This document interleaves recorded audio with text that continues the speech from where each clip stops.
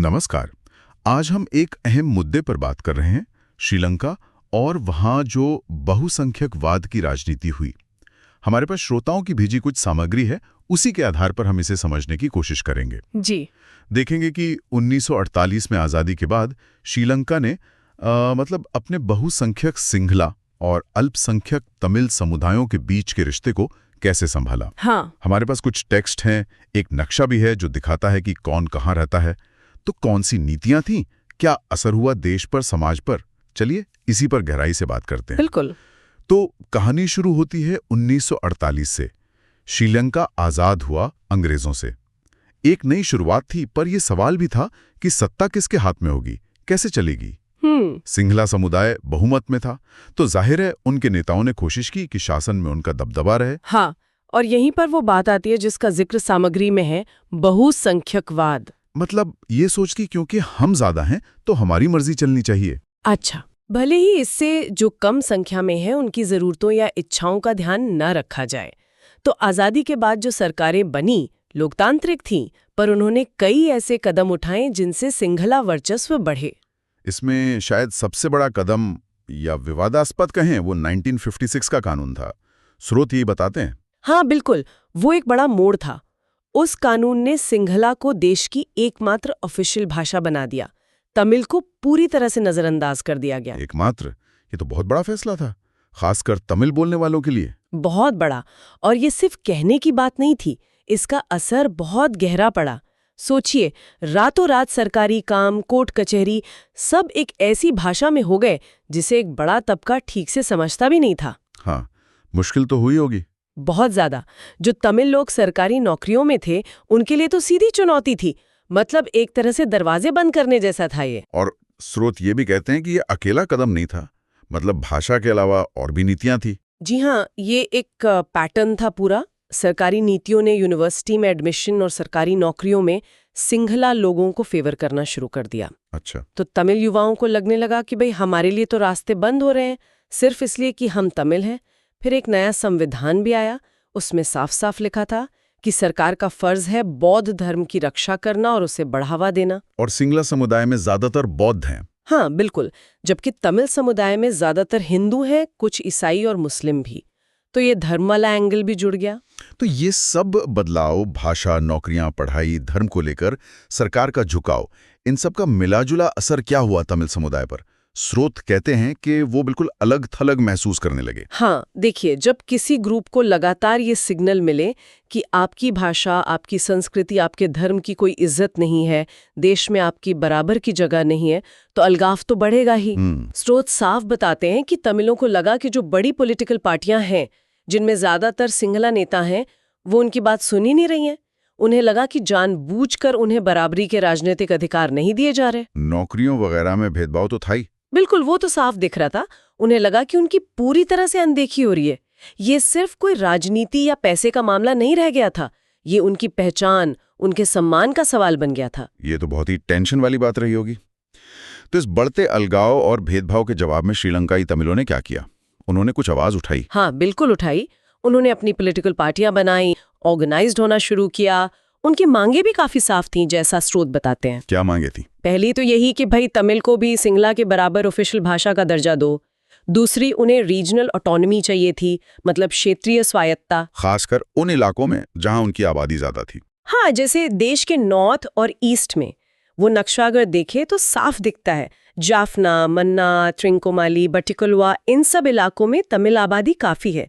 वो चाहते थे कि इन इलाकों में उन्हें अपने फैसले खुद लेने का अधिकार मिले। और तीसरी मांग? तीसरी थी पढ़ाई और नौकरियों में बराबरी के मौके।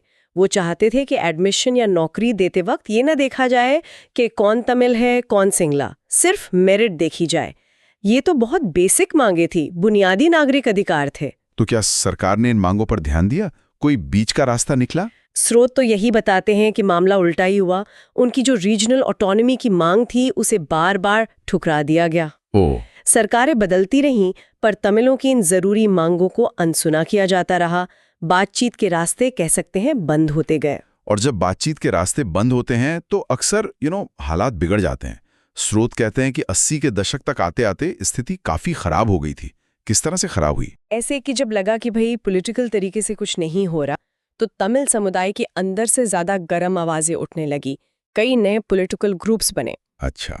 और ये ग्रुप्स अब सिर्फ बराबरी या स्वायत्ता की बात नहीं कर रहे थे, वो अब देश के नॉर्थ और ईस्ट को मिलाकर एक अलग आज़ाद तमिल देश, जिसे तमिल इलम कहा गया, बनाने की मांग करने लगे। ओहो, मतलब अलगाववाद। हाँ, ये एक बड़ा कदम था अलगाववाद की तरफ। और यहीं पर आकर फिर स्थिति मतलब विस्फोटक हो गई होगी ना।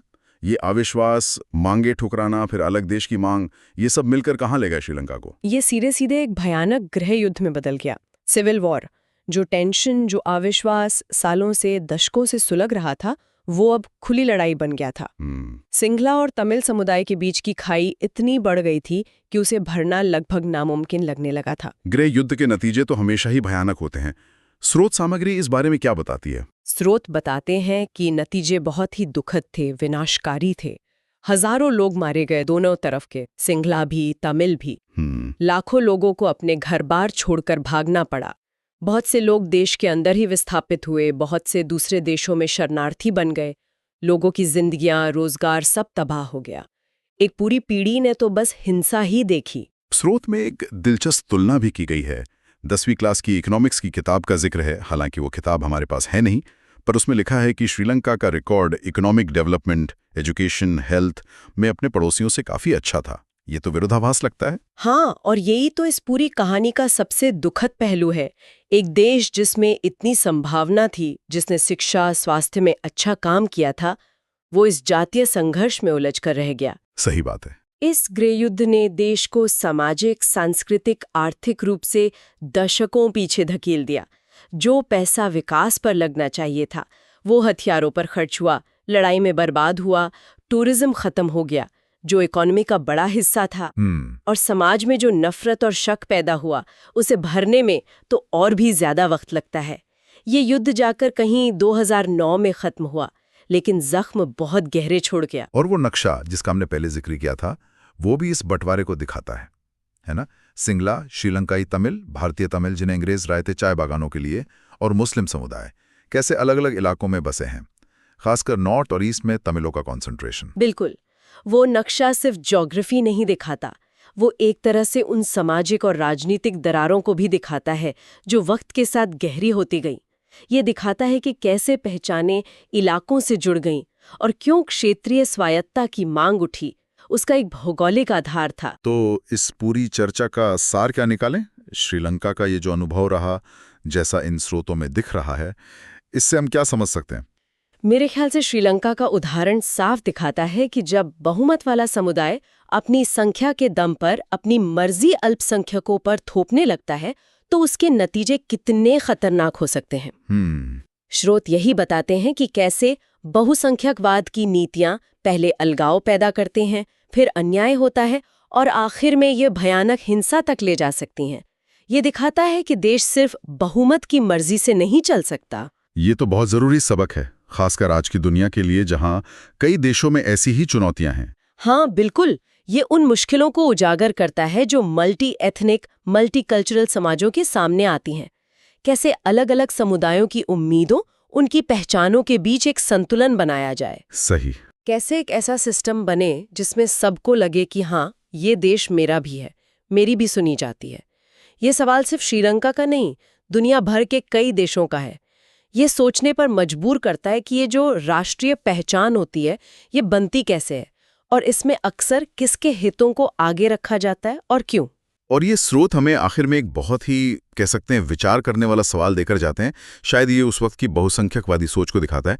सवाल है, अगर बहुसंख्यक समुदाय शासन करता है तो इसमें गलत क्या है? अगर सिंघला श्रीलंका में शासन नहीं करेंगे तो और कौन करेगा? ये सवाल ही अपने आप में बहुत कुछ कह देता है। बिल्कुल, ये सवाल तो हमें लोकतंत्र के मतलब पर ही सोचने को मजबूर करता है। क्या डेमोक्रेसी का मतलब सिर्फ मेजॉरिटी रूल है, या इसमें माइनॉरिटी के अधिकार, उनकी सुरक्षा, इसकी गारंटी भी शामिल है? सही सवाल है। जो समाज इतना विविध हो, उसमें सत्ता का बंटवारा कैसे हो कि सबको लगे कि हाँ, हमारा भी हिस्सा है, हमारी भी आवाज है, और कोई भी ग्रुप अलग थलग महसूस ना करे। ये वो गहरे सवाल हैं जिन पर हमें लगातार सोचने की जरूरत है। निश्चित रूप से ये दिखाता है कि कैसे नीतियां जो शायद कागज पर ठीक लगें, जमीन पर कितना गहरा विभाजन पैदा कर सकती हैं।